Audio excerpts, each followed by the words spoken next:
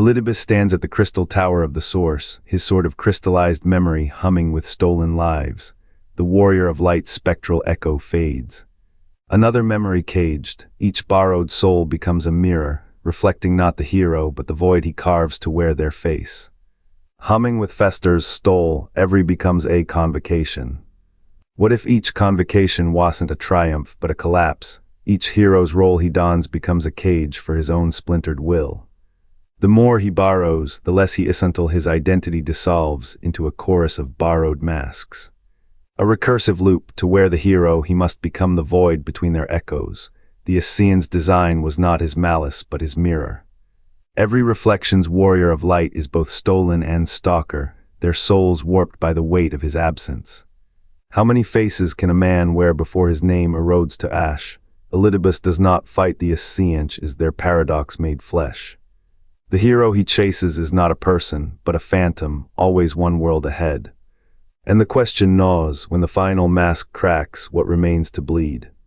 The Elpies preserve hums with a light that is neither dawn nor dusk.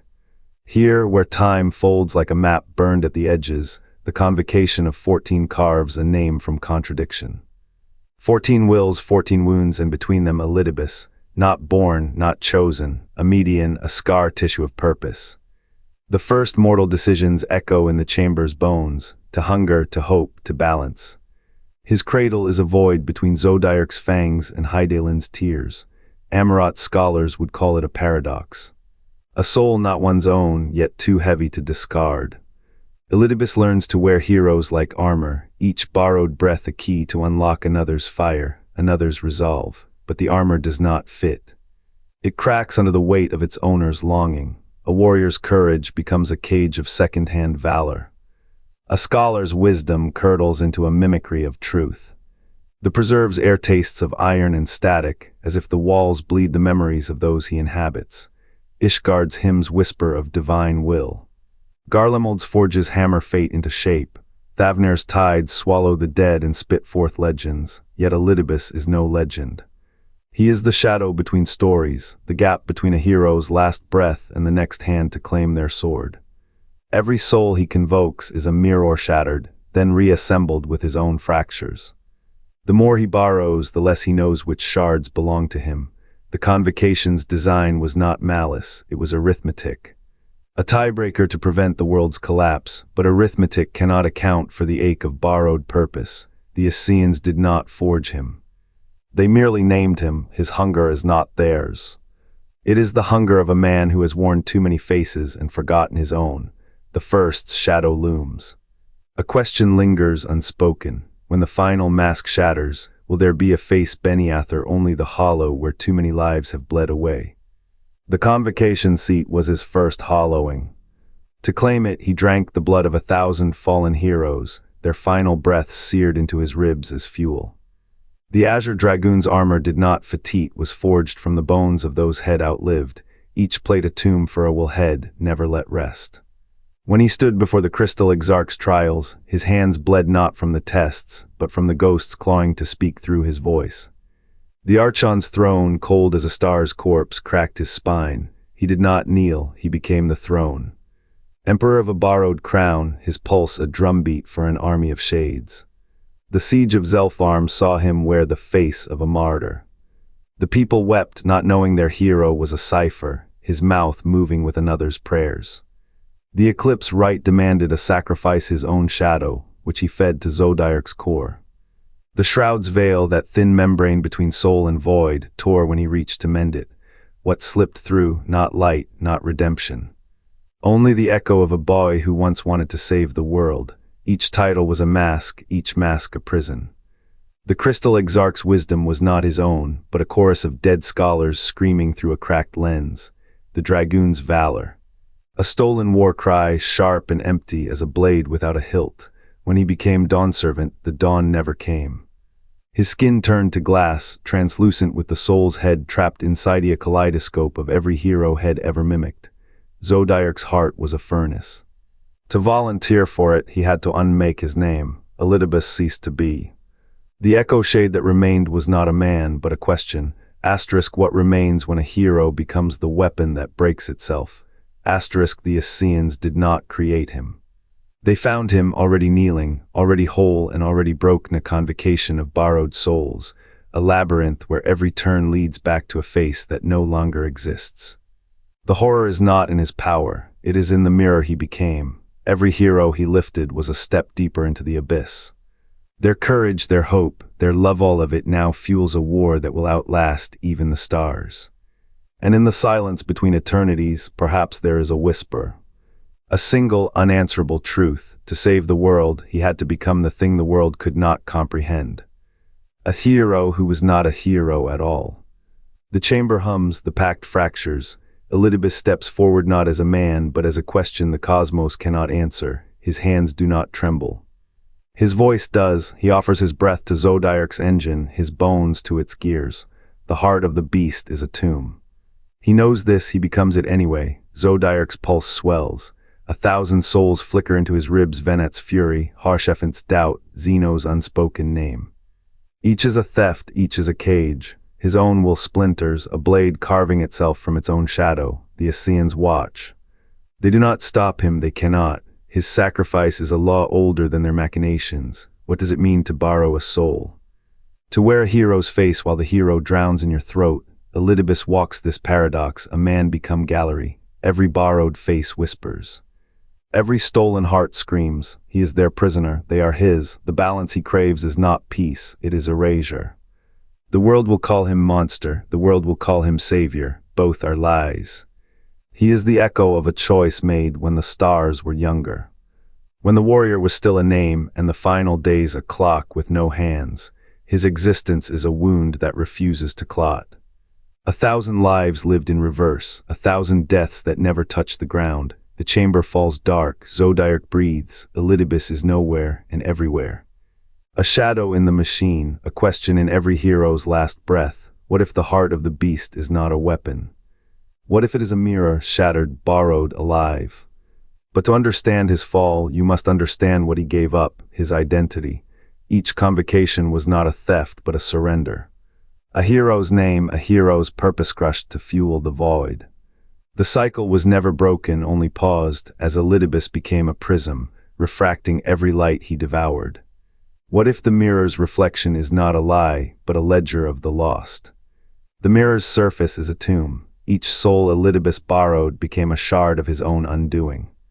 The more he wore their light, the deeper their shadows carved into him. The ancients who died for Zodiark's birth did not perish in vain. Their final act bound his fractured will to the cycle, a puppet strung between salvation and slaughter. The Scions of the seventh dawn, his only kin, cling to him like shadows to a wick. They do not see the prison he is. Every hero he became left a husk behind. The warrior of light's blade, the scholar's mind, the dragoon's fury, each borrowed mask gnawed at his edges. What remains of Elidibus is not a man, but a collage of their echoes, a weapon forged in their image. The Ascians did not craft him, they merely tilted the scales. Their unraveling world spilled souls into the void, and he drank deeply. Now their design thrives in his paradox, to fight as hero, to win as monster. The Scions stay, they must. To abandon him is to let the cycle turn, yet their hope is a chain, and he is the link that will not break. His heroism is the cursed price of their only family. Was his rise a theft or a reckoning? The ledger grows. Each borrowed soul adds to the debt. The cycle, stayed but not broken, waits, and Elidibus, a prism of the lost, cannot look away. For in every hero he becomes, he buries another part of himself. The cost is not his power. It is the truth, he is not their savior. He is the shadow of every light they ever were. In the convocation of borrowed souls, Elidibus became a prism. Each hero he wore refracted his will into 1,000 splinters. The knight's valor, the martyr's resolve, the exarch's wistomatch became a cage for the man who wore them. Did he become them? Or did they become his ghost? The Ascians did not forge him, they unmade him. Their war demanded fuel, and Elidibus' soul was kindling. With every convocation, his identity fractured further, a recursive echo of selves he could not outrun. The source whispered promises of unity, but unity required a sacrifice, a reflection forced to become its own shadow. At the crystal tower, his final form crystallized, a blade of frozen memory, its edge etched with the faces he had worn. His eyes hollow as the void between stars. The Ascians' rejoining was not an end. It was a theft of becoming a hero's paradox made flesh. He fought not as Elidibus, nor as any one hero, but as the sum of their absence. The sword shattered at his death, but the fracture remains. The tower stands as a monument to what unity costs, not the erasure of self, but its infinite replication. Every hero he borrowed now haunts the source, their legacy a palimpsest of borrowed light, and so the tower whispers, not of victory nor defeat, of a man who became a mirror, and the war that broke himself to fuel its endless hunger. The cycle breathes, not broken, not whole. The crystal tower stands its spires threaded with the static of borrowed lives. Elidibus remains, not dead, not free. A prism of every soul he wore, each fracture humming with the weight of a hero's unspent will. The source's walls are no tomb. They are a ledger, every name he claimed, every path he walked, etched into the stone as both prisoner and jailer. He does not hunger. Not anymore, the rejoining's tide has stilled, but its undertow lingers. The tower holds him as he holds them, heroes' echoes, trapped in the act of becoming, their courage, their doubt. Their final breaths stolen and reshaped into the mask he wore, each one a cage. Each cage a thread in the paradox. To borrow a soul is to drown it in the shadow of what it might have been. What remains of Elidibus is not malice, not design. Only the residue of a question. When a man wears a hero's face whose story is the true one, the tower waits, the cycle waits. Somewhere a new soul stirs, and the rejoining will begin again, not to end, not to change, only to repeat.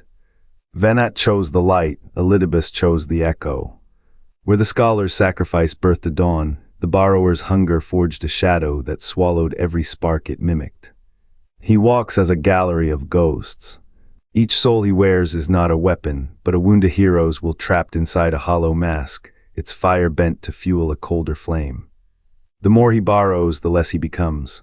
Not a villain, but a void, a man who mistook reflection for substance and theft for destiny. Venat's refusal to sacrifice again sealed Hydaelyn's rise. Elidibus' acceptance of that same choice carved his prison. To complete Zodiark, he needed a hero's heart. Instead, he became a thief who stole every hero's heart to feed his own hollow core. Each convocation is a confession. He is not the hero he wears, but the mirror that devours them.